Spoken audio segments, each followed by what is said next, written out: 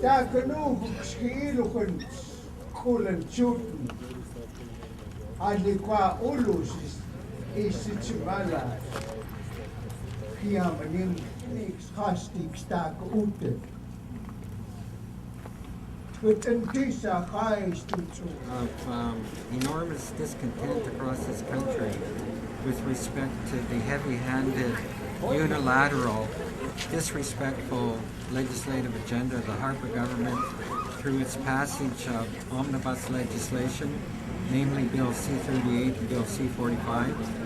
The Harper government has completely sold out Canadian values insofar as our democratic ideals are concerned, and our deep concern for the environmental values of the country. What effect will this have for First Nations across the country? Well, I think again that we witnessed the public platitudes expressed by Prime Minister Harper during the Crown First Nation gathering at the end of January. There's been a complete betrayal of those commitments made by Prime Minister Harper and his government. He's continued to attack the rights of Aboriginal people across this country. He's continued to erode the wins that we have gained through the courts, and continues to attack our communities. Certainly Adawapiskat is a prime example of that, where they reached out to the Red Cross in an effort to alleviate the dire poverty in their community. The first thing the Harper government did was attack the leadership. Now we have Chief Teresa Spence in the 11th day of her hunger strike on Victoria Island in the Ottawa River. There's going to be an enormous march and rally in Ottawa in solidarity with Chief Teresa Spence, and her demand that the Prime Minister and the Governor General meet with her and account for the betrayal of the promises made at the Crown First Nation gathering. So there's no trust anymore, is that No, correct? absolutely not. The Prime Minister promised to reset the relationship between the Aboriginal people of this country and his government in January. That promise has been completely betrayed, and you're seeing the backlash of that, not only through the Aboriginal people, but through Canadians in general, who absolutely take issue with the omnibus legislation, the contempt of Parliament, and the absolute disrespect for the democratic values of this country. Let me ask you what this omnibus legislation will do. How will it affect you, though, like on a daily? Well, as you know, Bill C-38 was over 420 pages in length. 130 odd pages were directed at completely gutting the Canadian Environmental Assessment Act and the regulatory framework. It removed habitat protection from the Fisheries Act. Bill C-45 has completely removed federal responsibility from literally thousands upon thousands of lakes, rivers, and streams through completely gutting the Navigable Waters Protection Act. And all of this is done in the interest of big industry and big oil, and the obsession the Harper government has with becoming an energy power within the world context. What are you hoping to accomplish today? Well, this is, in many ways, is simply another day at the office. This movement will continue to grow. We understand there is going to be, no more rallies as far away as Egypt and London, England. There's going to be rallies at American embassies in the United States, no more rallies. And again, this is an inclusive movement that includes all Canadians and all races of people. So it's gaining momentum almost on an hourly basis. Thank you. Thank you. You mentioned social media. Do you find social media is playing a bigger role than mainstream media in presenting the issues today? I don't think there's any doubt about that. In many ways, mainstream media has ignored the Idle No More movement and has not covered a lot of the rallies and actions that have taken place. We've been networking through social media, and it's through Facebook and Twitter accounts that the solidarity has increased as quickly as it has. Squeeze Betty Jean Kruger Cardenas.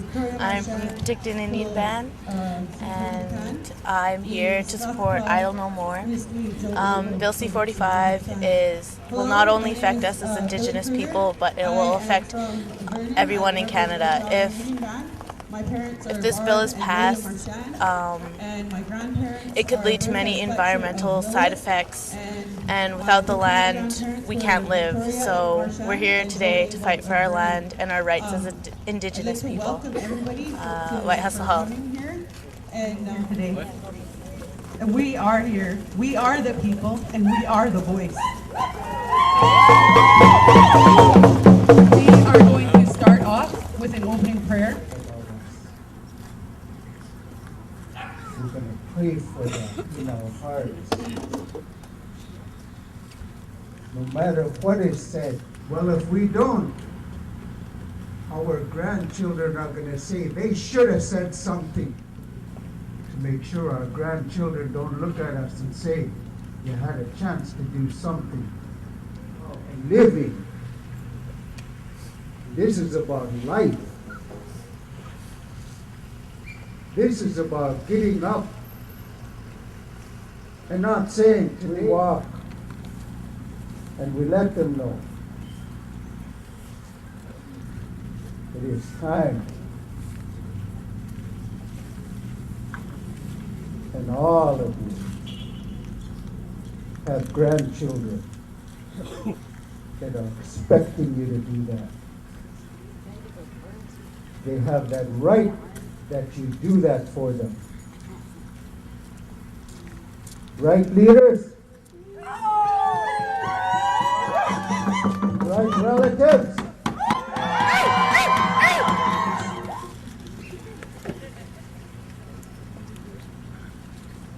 I'm worried for her, as I'm sure all of you are too.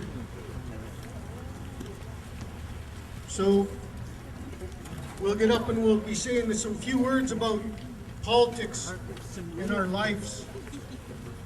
And I'll leave that to Grand Chief. I just wanted to say thank you for grassroots people, spiritual people, elders, youth, leaders. It's all of us.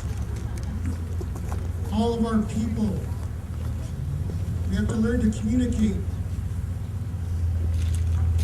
This is a good feeling, and we need to build off of this. Union of BC Indian Chiefs talk about his story, about how it was tough and how we got the technology is just getting better, and we're adapting better, and we've come a long ways, and we're not going to stop. But as I look out over this crowd, I see many, many veterans. I see many veterans from the conflict in 1990. And I want to thank each and every one of you for being there for our people and for working with the Haudenosaunee people during that long, hot summer of 1990. It has ever graced the Okanagan people.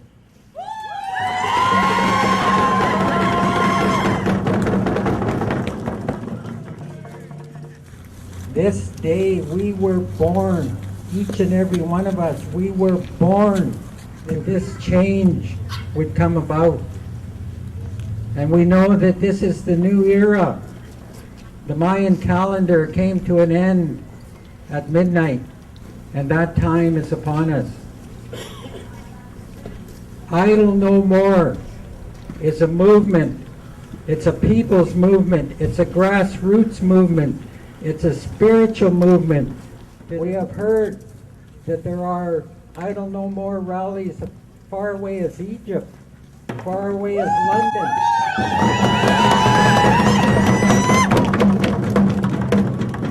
And that is the land, including the water and the people. That is why we are here today.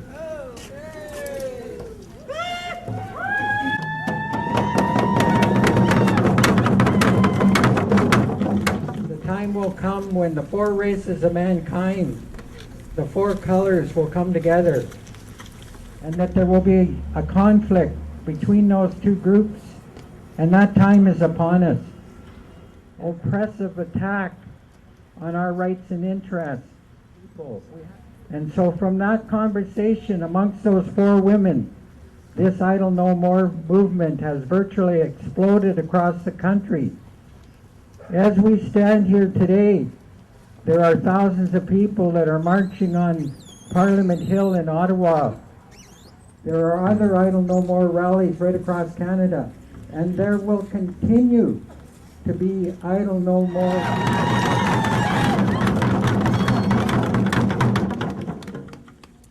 And I know that there are the veterans in the crowd. Most of you probably don't know that in 1969, it wasn't the chiefs that came together and formed the Union of BC Indians. In 1969, the women looked around at the poverty that was happening during those times, and they knew something had to be done. And so they had moccasin miles, and they walked from Vancouver to Hope to raise money. Their losses as a result of the crushing poverty. And it is for that reason that the women are once again speaking and telling us that we can no longer sit idly by while the Stephen Harper government continues to oppress the people of this country, continues to disrespect and hold the parliamentary process in contempt through the passage of omnibus legislation, Bills C-38 and C-45, which was specifically designed to gut the Canadian environmental assessment process, to completely obliterate the Canadian Navigable Waters Act, and remove federal responsibility from tens of thousands of lakes, rivers, and streams. The mega projects such as the Enbridge pipeline, the Kinder Morgan pipeline, selling the oil to Asia. That's what's at the bottom of the omnibus legislation. Its companies have been fighting since the beginning. And that's the fight that we have before us. And as our speaker...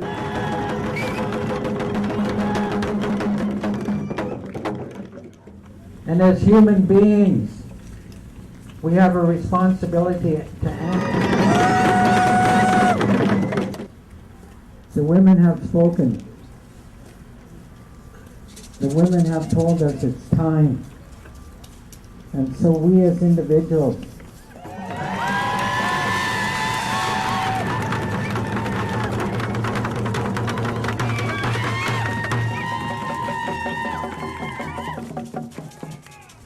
I really appreciate the recognition that Stuart's given me. But I sure didn't do this alone. There she is right there. She did so much work for me, and she helped, and I called her and had her emailing and doing all these things. And another person was Twyla Lindley and Rob George. They brought water. And you know, there's some of the things when we look at that, and we always remember, and some of those, what was mentioned earlier. And he said that a nation is never defeated until their women are stamped in dust. And you look what our women have done. We're not defeated.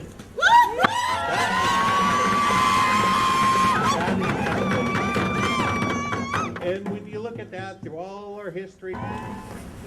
Out of Alaska, Chief Teresa Spence has been on hunger strike and needs our support and prayers. So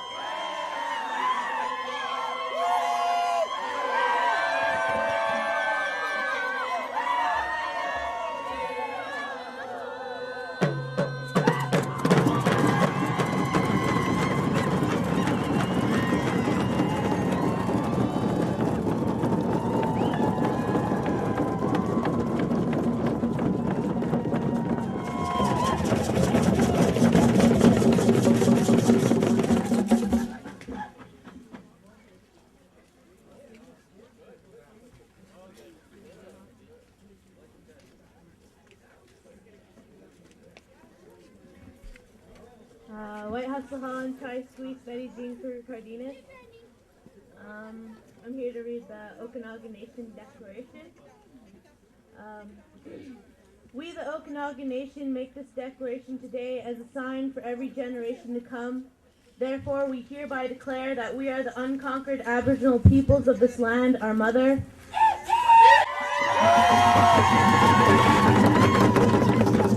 Creator has given us our mother to enjoy, to manage, and to protect. We, the first inhabitants, have lived with our mother from time immemorial.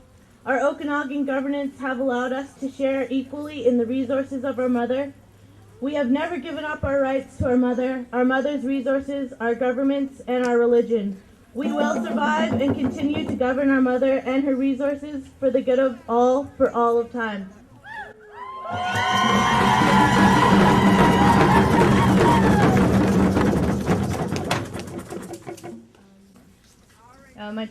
My colleague, Justin Peters, would like to say a few words. Wait, see it? I just want to say, no matter what papers are pushed, we are entitled for our traditional language to be preserved and spoken, our elders taken care of, and our youth taken care of, for education, healthcare, shelter, and career opportunities to be accessible.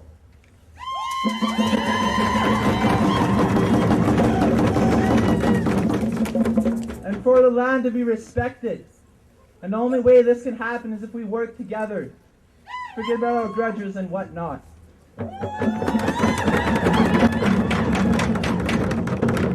No matter what bills are passed, our rights to hunt, our rights to fish, sing our songs, and walk in this land in peace will always be there. And we must exercise this right.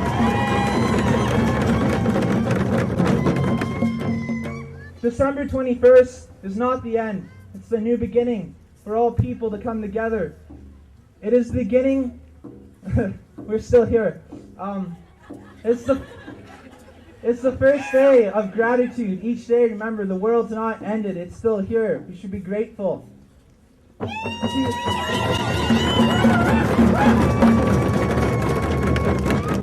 We are at a crossroad at this point between fear and love. It is our choice to see what road we wish to go down. White Lindblom.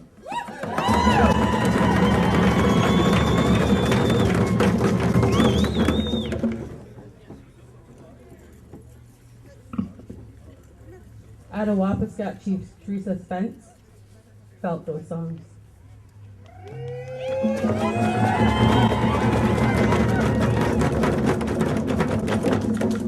We need to get through this, and we probably won't make it to the walk. It seems like everybody's coming here. Kim Gucci pointed out that we've naturally formed a circle, and that's the way it should be.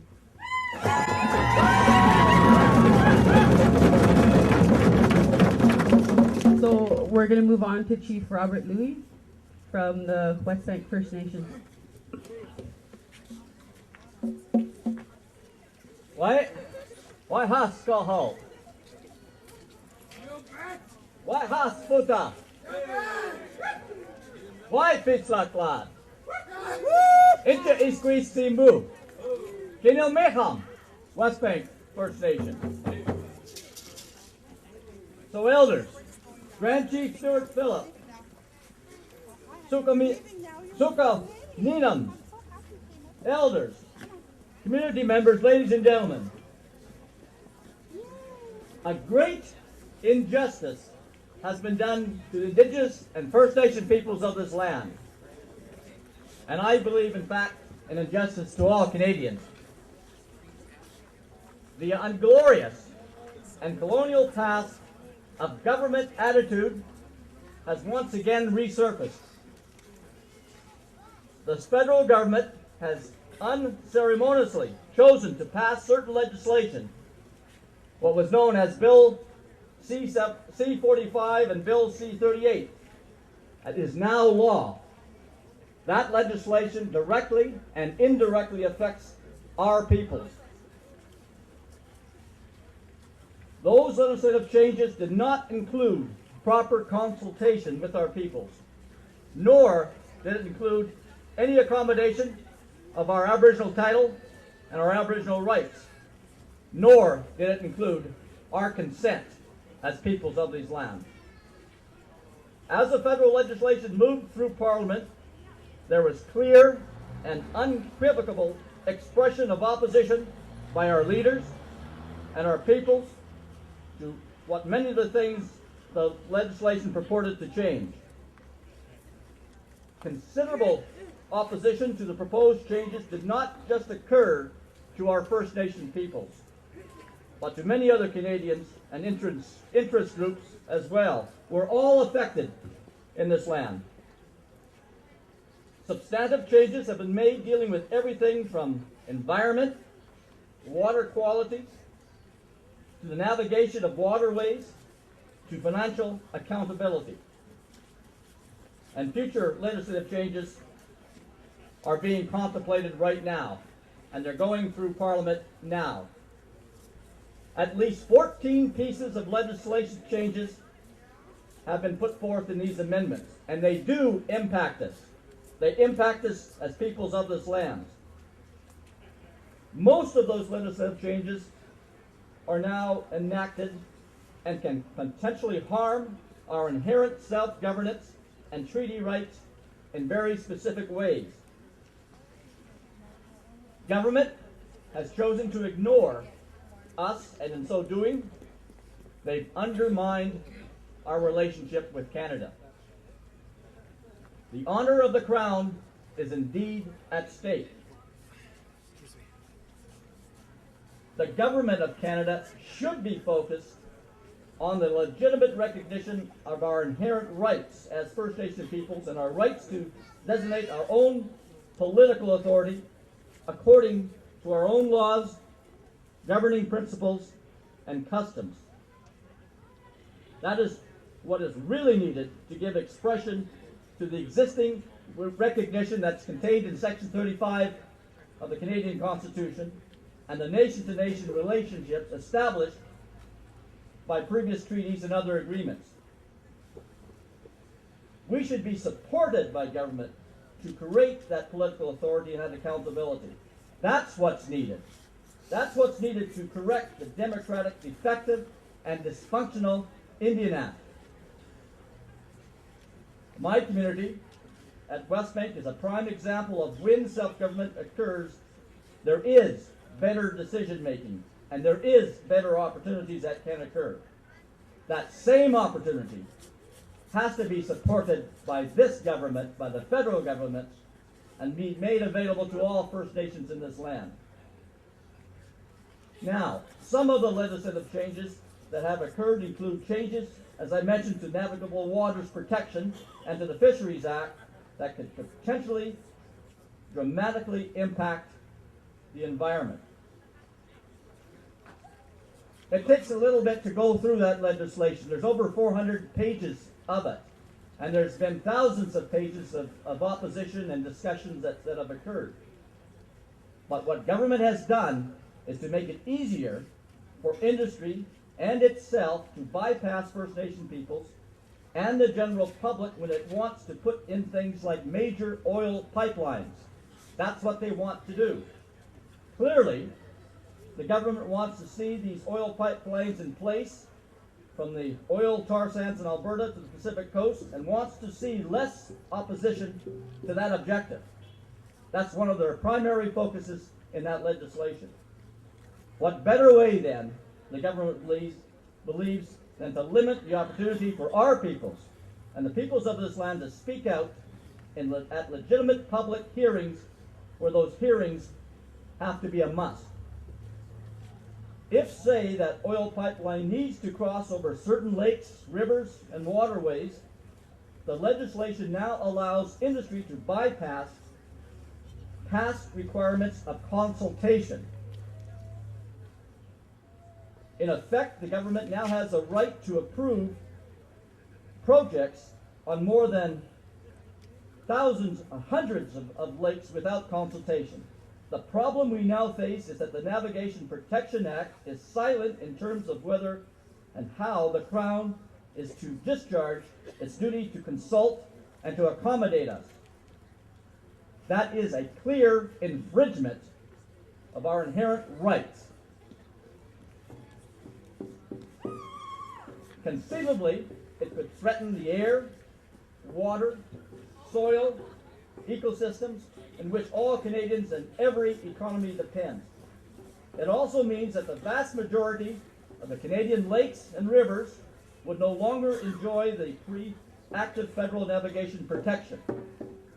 With regard to things like the Fishery Act changes, it means that it can conceivably let industry off the hook in the protection of fish habitat by doing away with industry honoring past and promised compensation for lost or damaged habitat.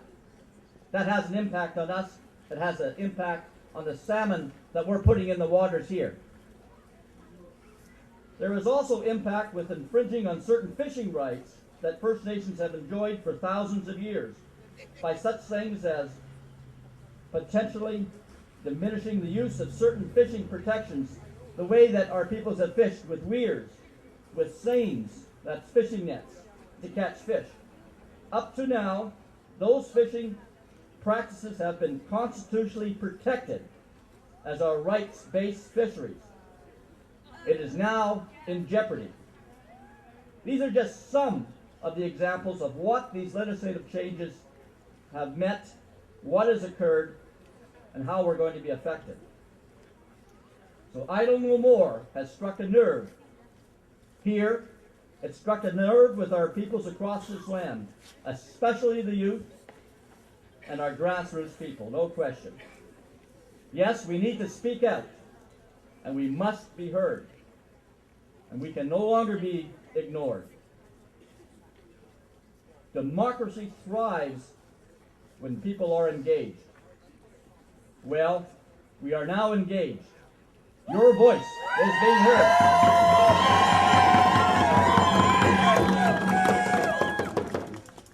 We've heard that demonstrations throughout this country are occurring daily, and they will continue to occur. And we will no longer sit back idly and do nothing. We have a responsibility, we have a right to protect what is inherently ours. We will protect our lands. We will protect our resources. Our Aboriginal title and our Aboriginal rights will continue in this land, and they will be asserted continuously, and it will be recognized.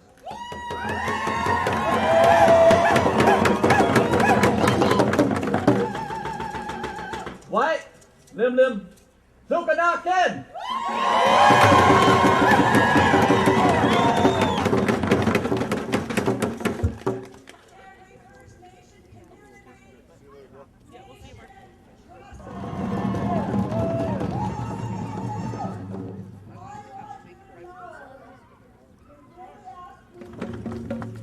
Good health care matters. This government, the worst government, matters to all Canadians. All Canadians.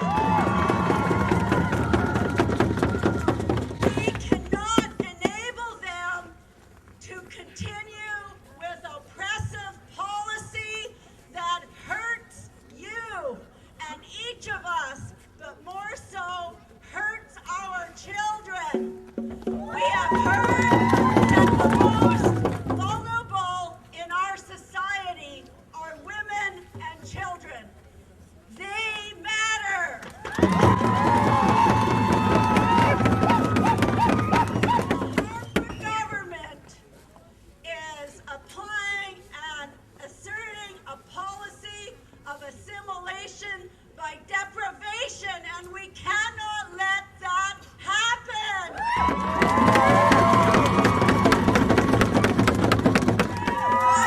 I love you, I care for you, and so does everyone. We matter.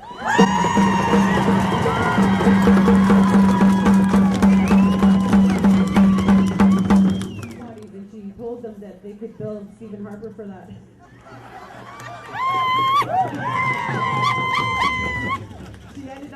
for free. It's been a tremendous honor to be here today to support the Idle No More event here in St. Penticton. We had about 400 people here today. We gathered from all points of Okanagan Nation territory to honor the courageous stand taken by Chief Teresa Spence insofar as her hunger strike is concerned. And we're also proud, we are so proud as Seal people to stand in solidarity with all of our Indigenous brothers and sisters and all other Canadian people across Canada that are standing in opposition to the dictatorial, heavy-handed political agenda of the Harper government and its complete sellout to big oil and big industry. And we stand here today marking the new era of the Mayan calendar, and know and understand that we as individuals, as grandfathers and grandmothers, as mothers and fathers, as brothers and sisters, need to stand in solidarity to protect Mother Earth. Because at the end of the day, this is about protecting the land and the water and holding each other up as people in order that our children may enjoy the land and the legacy that was handed down to us by our ancestors. So we join in solidarity with all people, not only on Turtle Island but throughout the world, to ensure that that we do everything within our power to protect Mother Earth for the future generations, like our ancestors before us have fought so hard for the last 500 years to protect everything that's important to all people. So what do you want to know? I want to know what you thought about today. I thought today was a very awesome day. Very, very well planned, very well laid out. Billy Kruger did an amazing job. You know, certainly all the other help that happened, people coming together, you know, it's just a testament to how we as people can come together with a short notice. You know, and if we build on this and continue going on this, it's going to grow. You know, certainly it's good to see the chiefs here. In particular, it was very, very important to see my Sisi and Kuala come and bring that staff. That staff comes from the Crown. All the things that he talked about. That staff has been sitting idle for a long time, and it's really good to see it come out like that and have them actually here with all the other chiefs. And I think that's really important. So today is just a testament to who we are as Seal, who we are as a people, how we do things, doing things in the best way we know how. You know, we had representation from north, south. There was a man here that was on stage holding the flag from Colville. He's a past council member down there, so certainly we have representation from all the bands. Even though some of the chiefs weren't here, we still had representation from every member band of the Okanagan Nation here, as well as representation from Colville Confederated. So again, speaking of unity and having all those things, and got to think about Chief Teresa Spence and all those things that are going on there. Apis-Casis-Cat isn't just a community that is forgotten, and now that chief is stepping up again, having to step up once again. Harper and the government have made promises, and again they've bandaged it over. So certainly people need to start to become aware of what's actually going on within our country, not just us, but all people, because everything that we're doing isn't just about us, it impacts every single person on this land. You know, we can't eat money. Why eat put? For the record, could you give us your name and your Indian name? In Chaya Squeeze Kayaka Kintel Spachman and Kathmalt. My English name is Bruce Manuel. Just tell us what you think about today. Yes, it was actually felt good to see this today. All my people gathering together, the Seal Nation, felt very empowering to see my people gather like this and stand up for something. It warms my heart. I can't wait to keep this going, you know. this is only the beginning. Thank you. How about you? It was very exciting to see a spark on Facebook turn into this. It was just an idea and a whole bunch of people came together, and I'm really glad and thankful that they did. Looking forward to the flash mob.